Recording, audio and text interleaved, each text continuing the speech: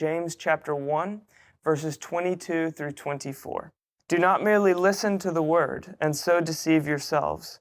Do what it says. Anyone who listens to the word but does not do what it says is like someone who looks at his face in a mirror and after looking at himself, goes away and immediately forgets what he looks like. So in first century ancient Near Eastern church, most people took in the word of God by listening, by hearing it read by someone else. But today, we typically take in the word of God by reading it personally. A modern-day translation of what James is saying might be something like, don't merely read the word that you might have an intellectual paradigm shift. Read the word that you might live it in your bones.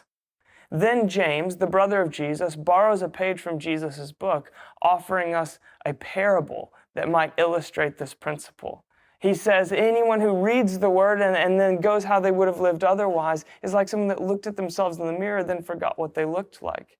Now, the obvious implication here is that to look at yourself in the mirror is, of course, to make some kind of adjustment about your appearance, to tame a wild hair or to correct some kind of blemish. If you look in the mirror, notice something off about your appearance, and then go on without correcting it, you might as well have never even looked at the mirror in the first place. James is saying something like that. But he's also referring all the way back to the beginning of the biblical story, when in Genesis 1, human beings are set apart from creation and that we are made in his image. In sin, we forgot what we looked like in a sense.